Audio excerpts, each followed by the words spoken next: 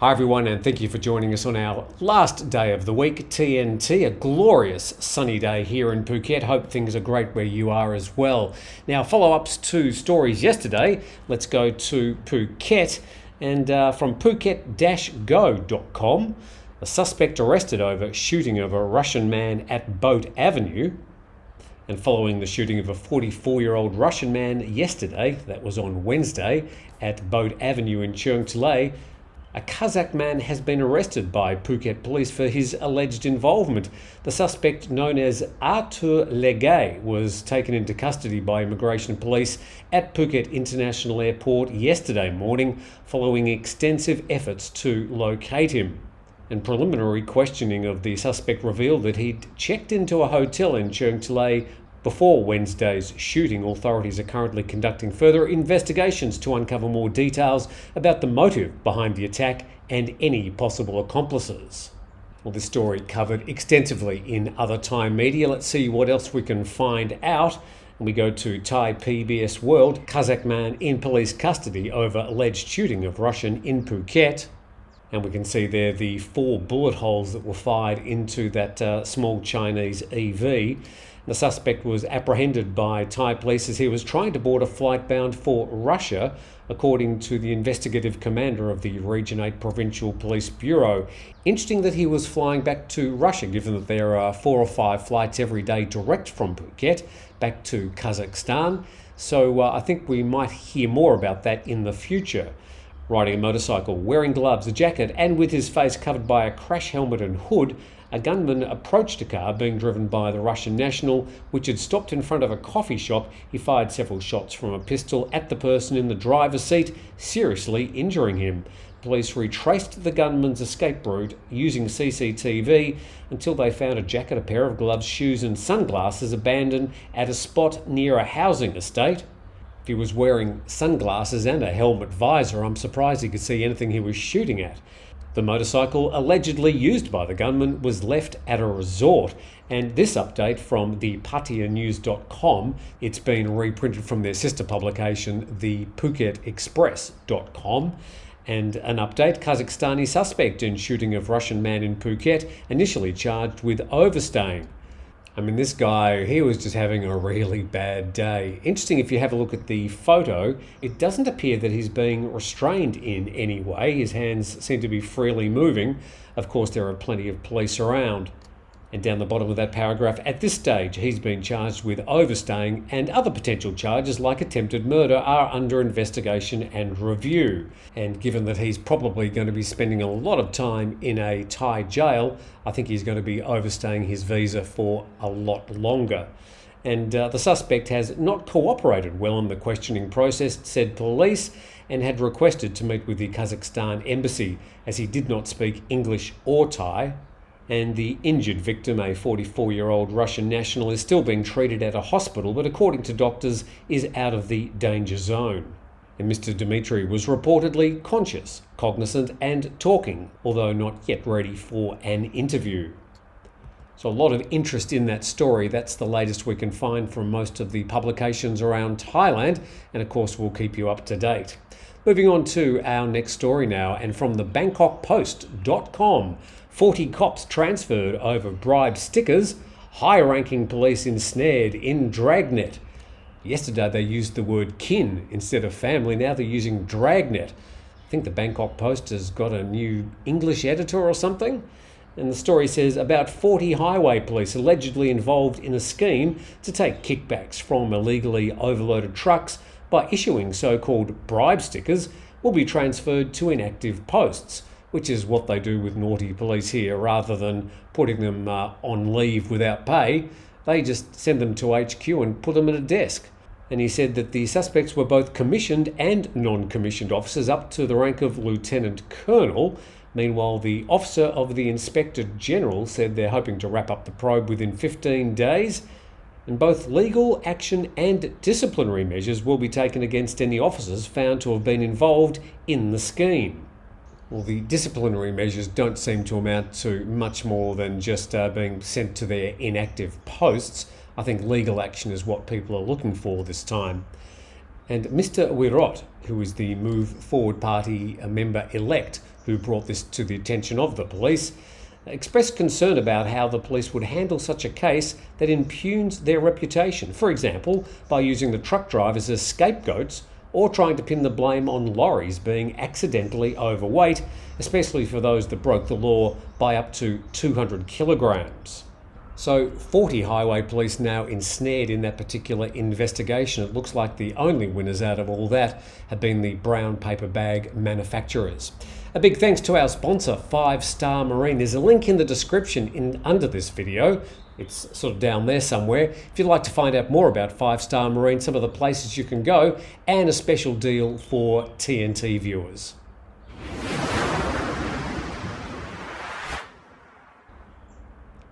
This is the Friday TNT. Thanks for your support as we whip around Thailand, checking all the main stories.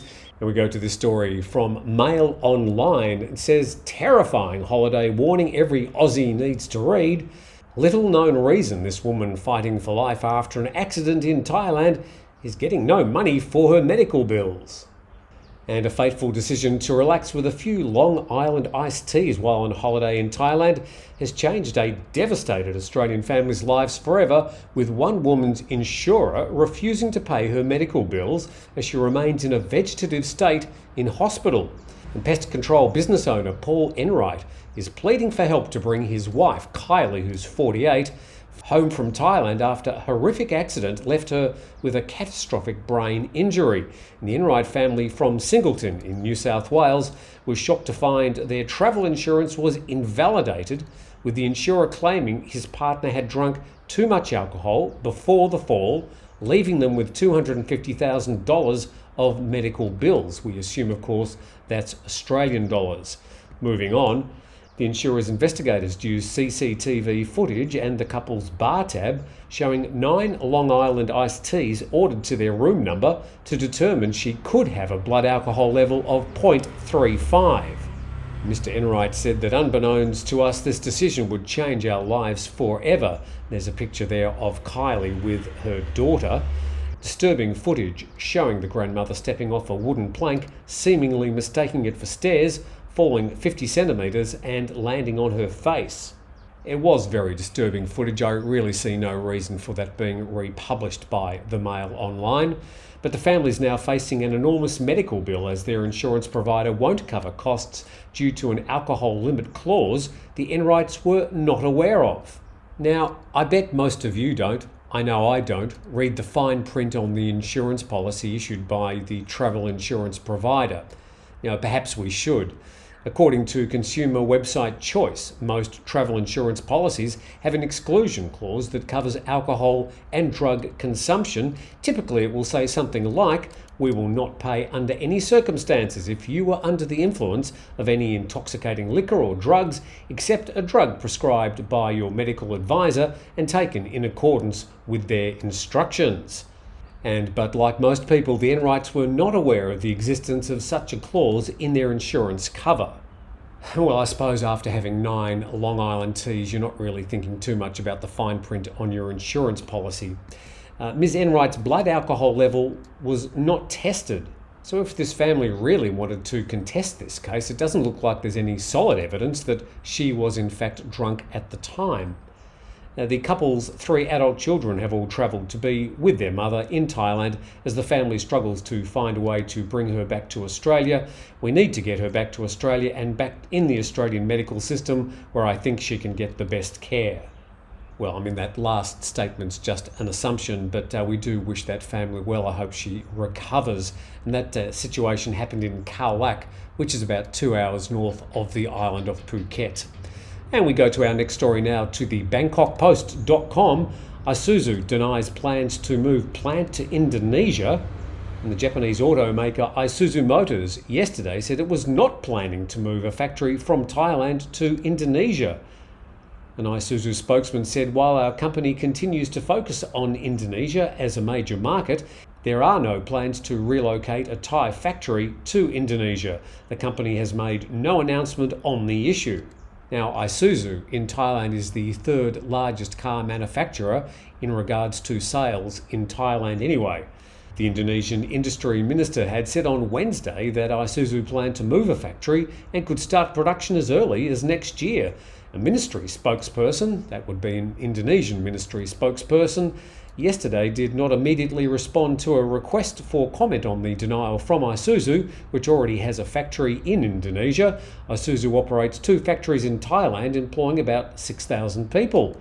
But a senior Indonesian industry minister official insisted yesterday that Isuzu would be relocating a factory to Indonesia. Maybe they haven't really communicated it, but it's confirmed they want to relocate their truck factory. And as a bit of background, Thailand is an auto production and export hub for Southeast Asia and is home to some of the world's top producers, including Toyota and Honda. The government has been trying to maintain that status, rolling out incentives to lure investment for EV production.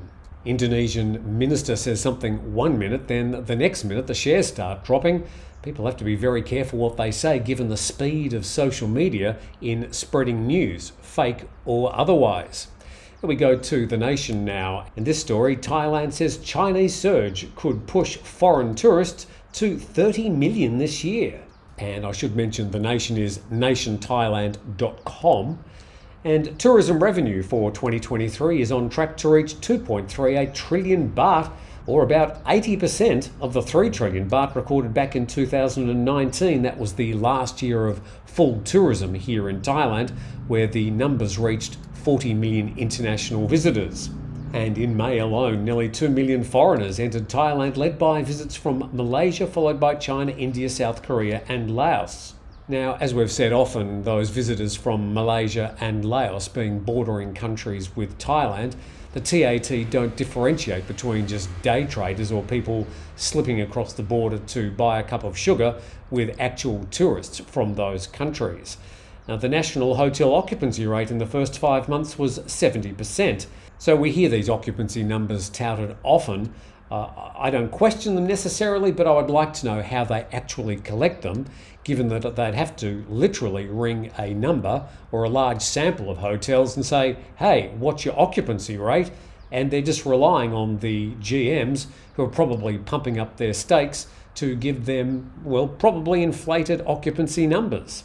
And then the biggest uncertainty, says the TAT, is how quickly the China market could bounce back before the long holiday of October the 1st. If it does, then Chinese tourists could boost foreign arrivals, and we could see up to 28 to 30 million visitors by year end. And that, of course, would be nearly 75% of the numbers visiting Thailand back in 2019. And Chinese travellers made up about 20% of all visitors to Thailand before the pandemic, the largest foreign group. The TAT is targeting 30 to 35 million foreign arrivals next year, generating 3 trillion baht in total revenue and marking a return to pre-COVID levels. So it would be amazing indeed if Thailand was able to bounce back its tourism industry within 2 years. Just remembering though that a lot of those people coming across the border are not necessarily tourists. They might only be here for a couple of hours or a day or so. And over the past 6 months, we've had this huge influx of people from Russia. Those numbers are subsiding now, but that's just a bit of a blip on the arrival radar. And I don't really think we should see this as an ongoing trend for Russian tourists in the future.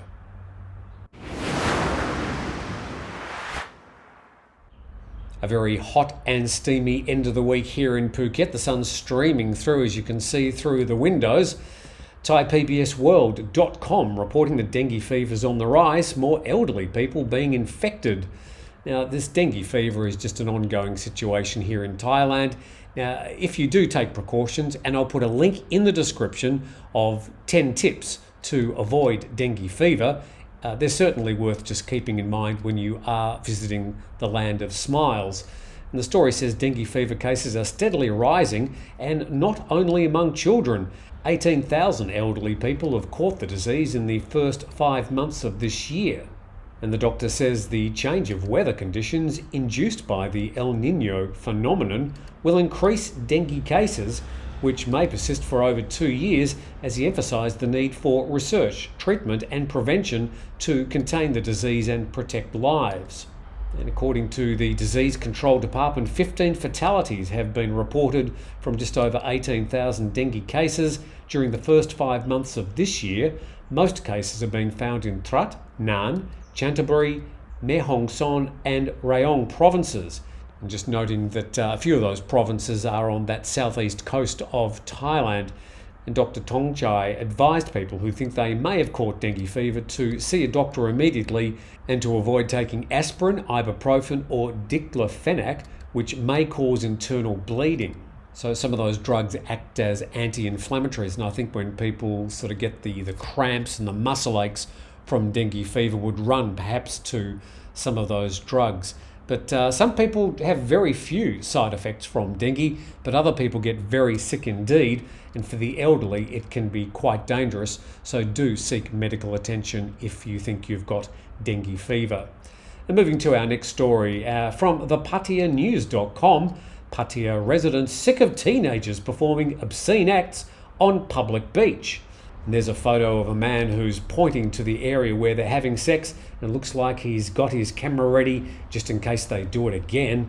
And Pattaya residents are urging the police to find a group of randy teenage couples who openly copulated on the beach early Thursday morning. This happened around about 2 a.m. on, Wednesday morning. And some of the tourists recorded the video of the teenagers and gave it to relevant law enforcement agencies.